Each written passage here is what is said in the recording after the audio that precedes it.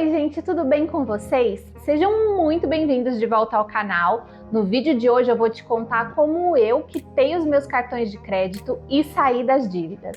Mas antes da gente começar a falar sobre esse assunto, eu quero pedir para você já deixar o seu like se você gosta desse tipo de conteúdo. Não esquece de se inscrever aqui no canal se você ainda não for inscrito e de me seguir lá no Instagram. Bom, eu quero começar esse vídeo te dizendo duas coisas muito importantes. A primeira delas, eu não sou uma profissional da área financeira. Eu tô aqui para te ajudar com as dicas que eu apliquei no meu dia a dia e na minha rotina e que me ajudaram a sair do vermelho. A segunda coisa que eu quero te falar é que não existe milagre. É um sacrifício, é um processo doloroso, muitas vezes frustrante, mas que dá resultado, que te faz alcançar o objetivo de quitar os cartões, de sair das dívidas. Então, vale muito a pena. Eu posso dizer por experiência própria que não ter faturas exorbitantes de cartão de crédito, não dever nada para o banco e não dever dinheiro para ninguém é uma das melhores sensações do mundo. E como eu sou muito feliz depois de ter quitado as minhas dívidas, eu quero te ajudar a conquistar isso também. Bom, eu vou te contar a formulazinha que eu criei de organização financeira para minha vida e que super funcionou. Mas eu quero já te adiantar que ela é super simples, não é aquelas coisas super elaboradas que você encontra pela internet, com planilhas gigantescas e etc. Então o esquema era esse. Eu pegava o meu salário, o montante de todo o dinheiro que eu recebia, separava o valor para as contas fixas, que aí no caso era a parcela da minha casa, a parcela do meu carro, a conta de luz, a internet, a conta de água, o meu condomínio. Essas despesas que todo mês vem mais ou menos o mesmo valor e a gente sempre tem que pagar. A outra parte do meu salário eu separava para pagar a fatura cheia do cartão de crédito e se sobrasse alguma coisa, esse valor ficava reservado para o meu lazer. Já tenho que te adiantar que quase nunca sobrava nada, tá? Quando sobrava 100, 150 reais e era esse o valor que eu tinha para o meu lazer durante o mês inteiro. Ou seja, a maior parte dos finais de semana eu passava em casa. E foi assim por um ano inteiro e no final do ano eu juntei o meu 13º, o 13º do meu noivo e pagamos o restante do cartão, o restante do que a gente tinha de saldo devedor nesse meu cartão. E foi isso, não existiu uma mágica. O que eu fiz foi, não gastei mais no cartão de crédito durante esse um ano, paguei as faturas mês a mês certinhas e, gente, eu fiquei sem passear, sem comprar coisa supérflua, porque eu simplesmente não podia, eu não tinha de onde tirar o dinheiro. E foi só dessa maneira que eu consegui quitar o meu cartão de crédito. Esse foi o esquema básico aí para quitar essas dívidas. Mas fora isso, tiveram algumas coisas que eu tive que fazer para conseguir quitar esse cartão e foram sacrifícios. Não foi uma fase legal, não foi uma fase feliz da minha vida. Infelizmente, eu tenho que te dizer isso, gente. Eu acho que às vezes as pessoas não conseguem sair das dívidas porque elas não querem abrir mão do lazer, dos presentes, dos passeios, para poder quitar essas dívidas, né? A gente gasta muito mais do que a gente tem, do que a gente pode, e aí a gente quer continuar tendo uma vida confortável e ainda assim quitar esse valor alto que a gente gastou, né? E isso é quase impossível, na verdade eu acho que é impossível. Então eu vou te contar algumas coisas que eu tive que abrir mão durante esse período, que foi em média 2 anos, tá? Para conseguir me estabilizar financeiramente. A primeira coisa que eu tive que fazer foi não viajar por 2 anos. Então, por 2 anos eu passei o Natal e o Ano Novo em casa com a família. O máximo que eu fiz foi ir para a casa de interior dos meus pais, né? Que é uma casa que a gente vai sempre, todos os finais de semana, então não era uma novidade, assim, não era uma viagem de final de ano. Mas eu também não tinha gastos ali, eu levava alguma coisa, então, por exemplo, no Natal eu levei as sobremesas para passar o Natal lá com a minha família, mas o restante das datas a gente passou aqui em casa, todo mundo dividia o que ia comer, então um trazia uma coisa, outro trazia outra, e aí não pesava para ninguém, mas eu não viajei nem no Natal, nem no Ano Novo, nem no Carnaval e nem nenhum outro feriado por 2 anos. Foi um sacrifício, eu fiquei frustrada, não foi fácil. Eu poderia vir aqui dizer para vocês coisas lindas, maravilhosas, mas seria uma mentira, gente. Eu chorei, Eu chorei porque eu queria viajar, sabe? Eu tava triste, eu tava frustrada, eu tava chateada comigo mesma por ter gasto todo aquele dinheiro com coisas que nem faziam mais sentido para mim, sabe? Como, por exemplo, algumas peças de roupa, alguns pares de sapato. E por esse motivo, por conta de coisas bobas como roupa e sapato, eu tá passando ali mais um feriado em casa. Então eu fiquei bem frustrada, não foi fácil, mas foi um sacrifício necessário. Porque se eu tivesse gasto esse valor da viagem, né? Depende muito do lugar para onde você quer viajar, mas hoje eu acredito que para qualquer lugar que você vá aqui no Brasil no final do ano, o gasto é alto. Então, qualquer valor desse que eu tivesse gasto iria me atrapalhar a quitar os meus cartões e eu ia ter que estender mais o tempo com carregando essas dívidas, sabe? E era algo que eu não queria fazer.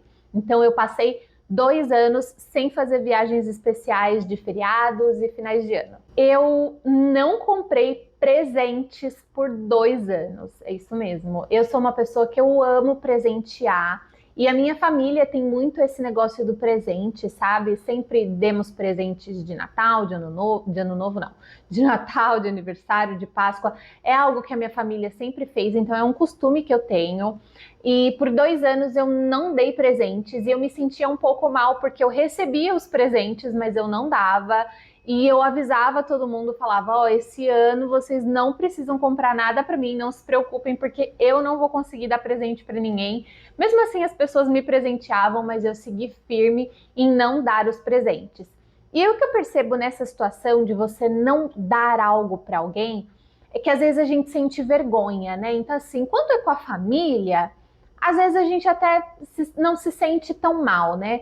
Mas quando é um aniversário de um estranho que você precisa, e de um estranho assim, de um colega, de um amigo e tal, às vezes você se sente mal de não levar nada, ou às vezes você se sente mal de não contribuir com o que as pessoas esperariam que você contribuísse, sabe? E eu me senti assim por algumas vezes. Eu recusei alguns convites assim por esse motivo, então por exemplo, sabe aqueles aniversários em que a pessoa resolve fazer um churrasco e cada um tem que levar alguma coisa para comer? Como eu falei para vocês, às vezes a minha sobra, né, o meu dinheiro do lazer era zero. Então, nesses eventos eu acabava recusando e não indo porque eu simplesmente não tinha dinheiro. Então, por 2 anos eu não dei presente para ninguém em data comemorativa nenhuma. Não foi legal também, mas foi outro sacrifício necessário. O último sacrifício que eu separei aqui para vocês que eu tive que fazer foi não comprar nada para mim que não fosse extremamente necessário e essencial. Então, assim, algumas coisas a gente não tem como não comprar, né? Então, um hidratante corporal, um desodorante, coisas de higiene pessoal, né? A gente não tem como simplesmente abrir mão e não comprar. Mas, por exemplo, eu deixei de comprar roupa, eu deixei de comprar sapato, eu deixei de comprar maquiagens caras. Então, por exemplo, o meu rímel acabasse, eu comprava um rímel, eu até comprava, mas eu comprava um rímel bem baratinho e com aquele dinheiro da sobra, tá? Então, se eu tava vendo que meu rímel tava acabando, tinha sobrado lá R$ 40, eu usava aquele valor. Se eu não tivesse aqueles R$ 40, gente, acreditem se quiser, eu ficava sem o rímel até que no outro mês sobrasse algum valor e eu pudesse comprar. Então eu deixei de comprar essas coisas mais caras, porque pensa só, se eu comprasse um rímel de R$ 90 ia o meu dinheiro do mês inteiro, sabe? O meu dinheiro da sobra do mês inteiro. Então por 1 ano eu fiquei sem comprar essas coisas mais supérfluas para mim e foi uma coisa que me ajudou muito a entender um pouco mais do minimalismo, porque quando eu não pude mais comprar, porque assim, eu até poderia comprar, gente, se eu quisesse passar o cartão de crédito e pagar no mês seguinte, ou enfim, parcelar em milhares de vezes. Hoje em dia você consegue comprar algo de R$ 60 e parcelar em 3, 4 vezes no cartão de crédito. Mas eu não queria fazer isso, eu não podia fazer isso. Então, eu de fato resolvi que eu não compraria nada que não fosse extremamente essencial. E foi assim por 1 ano inteiro e eu consegui entender melhor o que realmente eu precisava e consegui perceber que nem tudo o que eu costumava comprar eu precisava, sabe? Então vou dar um exemplo para vocês de hoje, quando eu já estou com os meus cartões quitados, já tenho uma estabilidade financeira legal, uma coisa que aconteceu. Eu tinha um kit de shampoo e máscara de cabelo da Vela que eu considerava especial. Ele era mais caro, era mais potente, eu gostava mais do resultado dele no meu cabelo, então ele ficava guardado no armário e eu usava a cada 15 dias, uma vez por mês. E eu tinha um outro kit de shampoo, condicionador e máscara que ficava no box, e eu usava esse kit todas as vezes que eu ia lavar o meu cabelo, porque ele era um pouco mais barato. O shampoo desse kit que eu usava todos os dias acabou. Normalmente, o que eu faria? Eu compraria outro shampoo igual ou mais ou menos da mesma linha, do mesmo valor, para substituir aquele e manteria o outro guardado.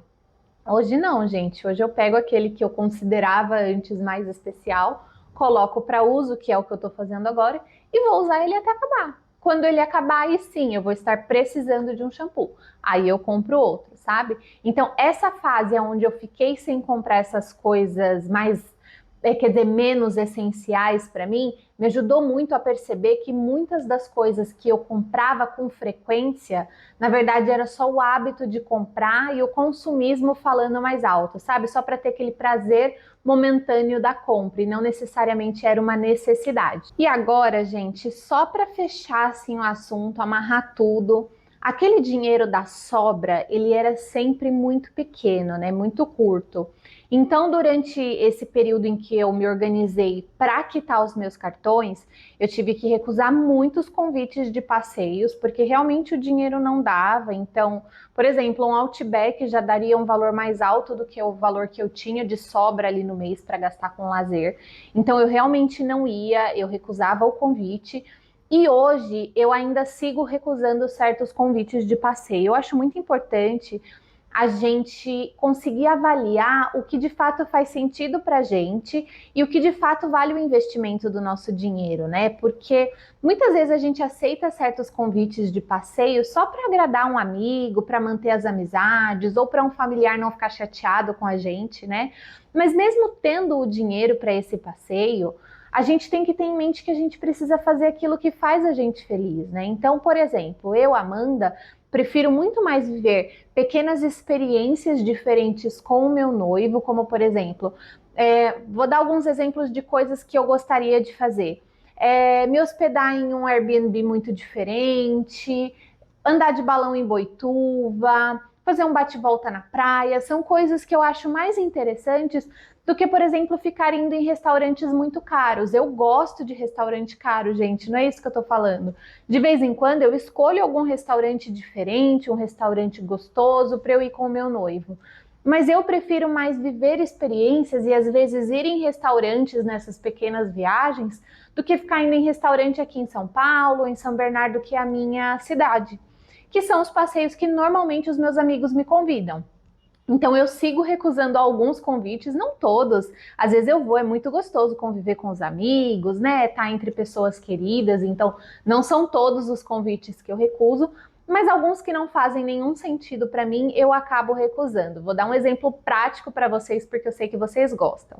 Eu recebi um convite para ir comer fondue num restaurante que se chama Chalezinho em São Paulo.